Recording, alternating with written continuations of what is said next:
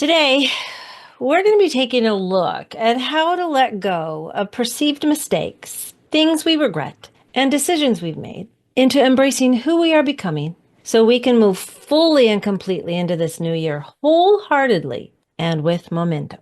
Hang in there.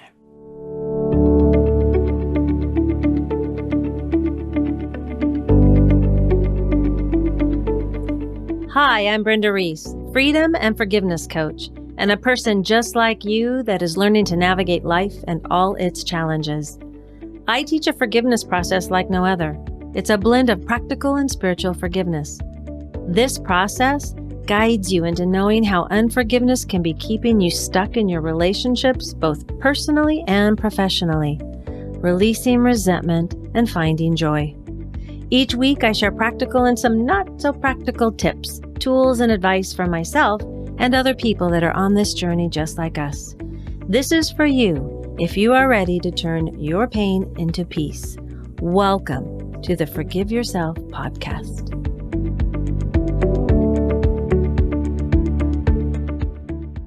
We go through a lot of emotions and experiences in our lives, right? Some positive, some not so positive. Yet, in my world, they are all serving us in some way. Now, there is a silver lining, I believe, when we look for it.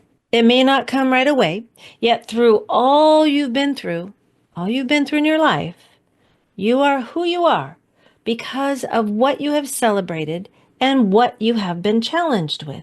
And most of us, I believe, have turned our pain into some sort of purpose, whether it's a business or whether it's just helping others along the way. Now, the one thing that we look at in a new year is what we want to create, right? So whether we call it goals or intentions, yet to create a goal or intention and to move forward, it's really helpful to start with some cleanup. And what I mean by cleanup is looking at some things like beliefs and resentments and regrets that we carry over from last year and maybe even been carrying for a really long time. We all feel like we get a do-over, right? When we start a new year. But it can be helpful to clean out all of those nooks and crannies and boxes that we have covered up in our minds and in our hearts.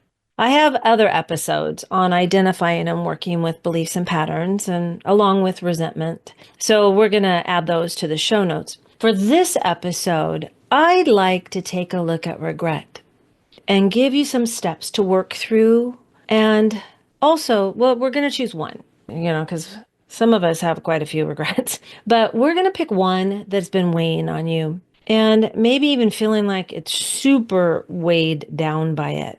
And so we're going to have some steps, and then I'm going to ask you some questions that you can write down and get your pen and paper out because you're going to need that. And know that this is a hands-on experience, unless of course you're driving, and then you can do this later. And I would just listen in to these questions and see, gosh, maybe ponder them. And once you start to do that, something will come up, okay? You'll get the idea. So I'd like to start off with what regret is.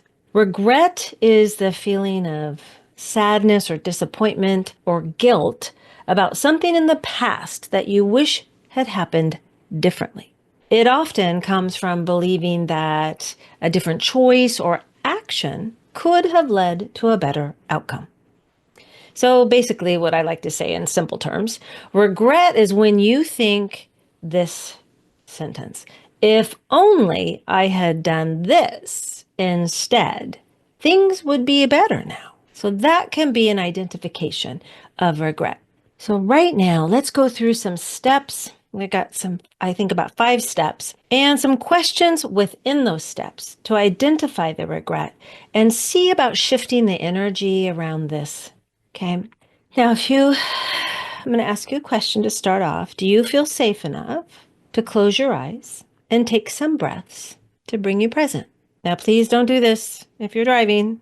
And it's really challenging to do it when you're walking. I've tried. Okay. So just take a few minutes to kind of get present, okay? You can even pause this if you'd like.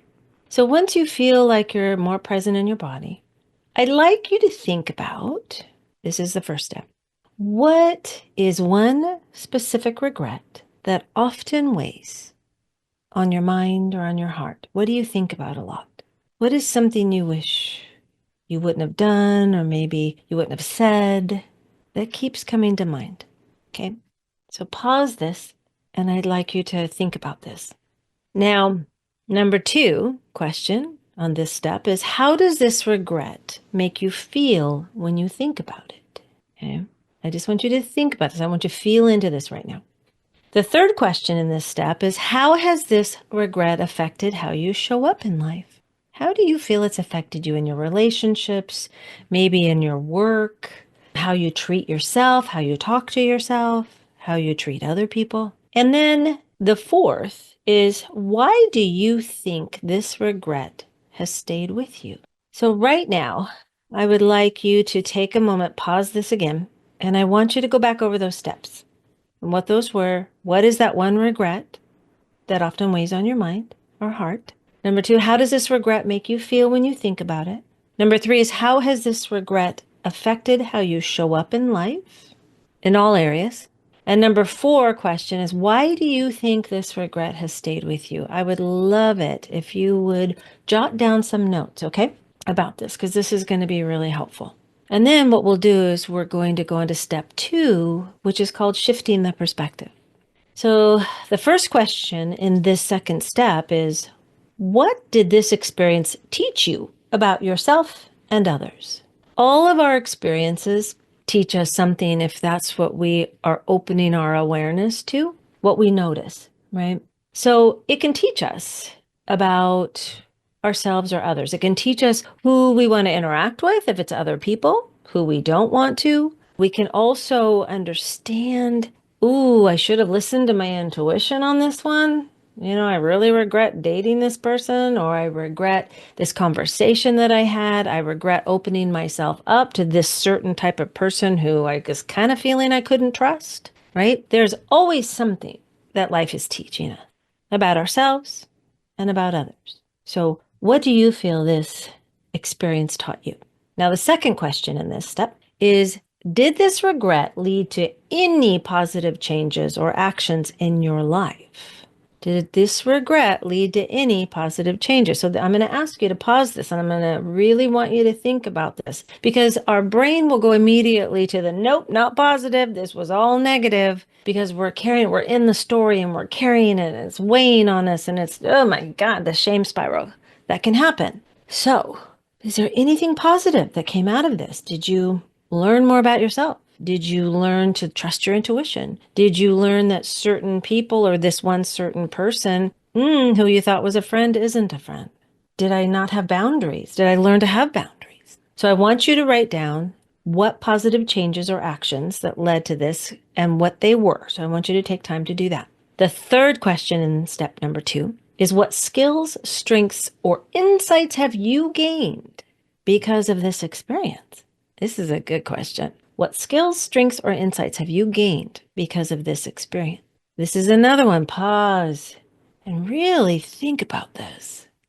As I've taken my clients through this exercise, it has been surprising to them at what kind of skills or strengths, or especially insights, they've gained. Okay. And then the fourth question in this step number two, how might this regret have contributed to your growth, or maybe even your resilience? Okay, that's a big one. So make sure you pause. Step number two, the questions are, what did this experience teach you about yourself or others? Did this regret lead to any positive changes or actions in your life? And if so, what were they? What skills, strengths, or insights have you gained because of this experience? And the fourth one is, how might this regret have contributed to your growth or resilience? Okay, so take a breath if you need to, go walk around, because this can bring up feelings, right? I really want you to be able to feel these feelings. That's a big deal in the work that I do, but not if it's super uncomfortable or triggering. If it's triggering or uncomfortable, I want you to stop, and I want you to reach out for some help, okay? And this is really important to do, because this is not about not taking care of yourself. This is about taking care of yourself. Okay, step number three. This is about rewriting our story. So if you feel safe enough, if you feel safe enough right now, I'd like you to sit back and close your eyes. Take those breaths. right? So just breathe into the moment because a lot's coming up. I know. I get it. And I would like you to just think about this for a minute and then do some writing. Okay. This question is, how would you describe this regret as a meaningful turning point in your life? Not a failure, not a mistake. A meaningful turning point, please. How would you describe it? So write a few sentences or a short paragraph. A meaningful turning point happens a lot with regret when we decide to shift our perspective around it, when we can get through the trigger or we can get through the activating point, when we can be able to kind of put it outside of us and look at it, right? Okay, and then this second question in this step is, what new story can you tell about this experience that feels empowering and compassionate toward yourself and maybe even towards someone else, if it included someone else? Yep, take a breath, take a pause, and I want you to think about that. So, in this step number 3, rewriting our story, 2 questions. How would you describe this regret as a meaningful turning point in your life, not as a failure, but a meaningful turning point?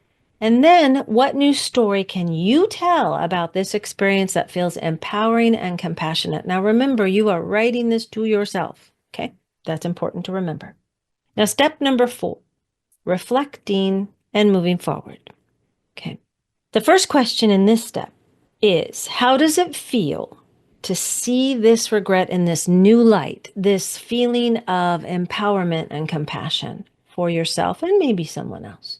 How does it feel to see, feel, think about this regret in a new light? Second question, what would you say to yourself now as if you were comforting a friend? That's a new one, right? Hey, friend, knowing this, seeing this, understanding this now, right?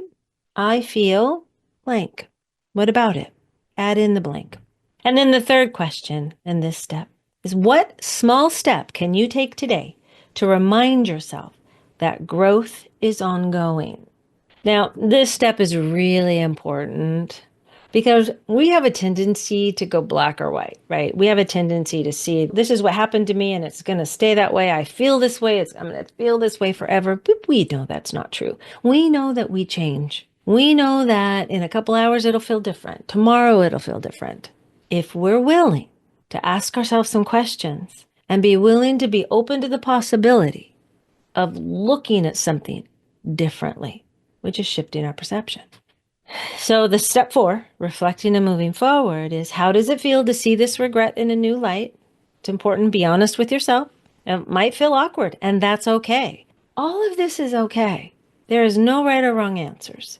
And we don't have to jump. I'm big on this. Don't bypass. Don't bypass your truth, your feelings. Be you. How does it feel to see this regret? It might be uncomfortable. It might be, nope, I'm not ready for that yet. But maybe you can be willing to look at it differently. The second question, what will you say to yourself now as if you were comforting a friend? Because sometimes that's easier. So picture a friend, right? And say something to them because we're not as harsh to them as we are to ourselves.